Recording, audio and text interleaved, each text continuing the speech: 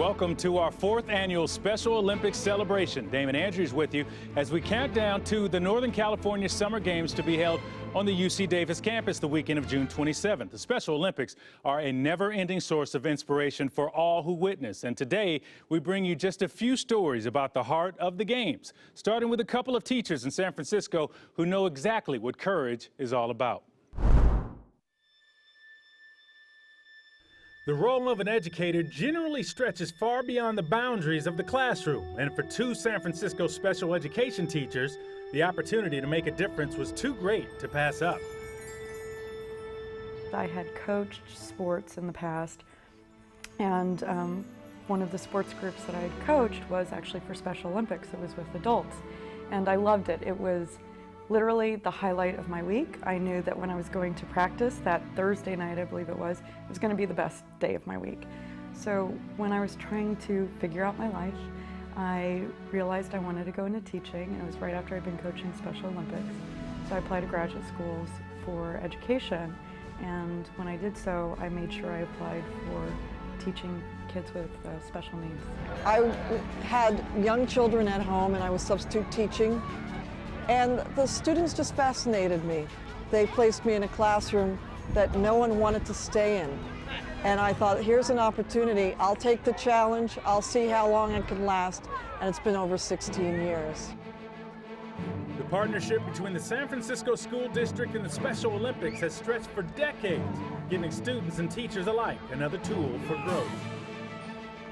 The Special Olympics is great for so many reasons, but the partnership with the schools is fabulous because I found that the people involved with Special Olympics, I specifically work with Paul Zager, is that he makes himself immediately available, always by phone, by email, by letter. He comes to the classroom. All of my students know him by name. When's Coach Paul coming to visit? And they see him and they're excited to see him. Okay guys, when they come back, high fives all around, okay? There's a significant majority of students that are in this program that before this program started never kicked a soccer ball. They never had a chance to run a 50-meter race or a 100-meter race. And so we're providing opportunities for students with disabilities and special needs that they may not have otherwise. There's so many various problems or struggles that the students have, that it's finally their time that they can shine. And a lot of people are not exposed to special needs population. Once you become indoctrinated, so to speak, and you understand where they're coming from, you realize how beautiful they are. For families, the Games can mean the world. They get to see their kids being successful. They get to see that their kids are not alone. They're not the only ones facing some sort of a challenge, that we're all facing different challenges in our life. In Special Olympics, some of the athletes are facing physical disabilities, some have various cognitive disabilities, but for families that are new and they show up and everybody's cheering and everybody's happy, and even the last person who crosses the finish line feels like a winner, it just makes the families feel good. And that any doubt that they might have, you know, as to what their child is capable of, because quite often families are told things that their children are going to be limited and can't do this and can't do that, but they come to Special Olympics and they're told, well, they can. For transition teacher Janet Nadeau, the love and care that she gives her students is truly reciprocal. I see them as very refreshing, very uninhibited. They do things and say things that no others do, and I found them very inspirational to be around. Last year I had breast cancer, and I actually came to work, missed 2 days during the treatments of chemotherapy, just to be around the students because they gave me so much joy and love. The lessons learned on the tracks, in the pools, and in gymnasiums are generally shared directly outside the lines. They're also learning social skills if they're learning how to train to be on a team.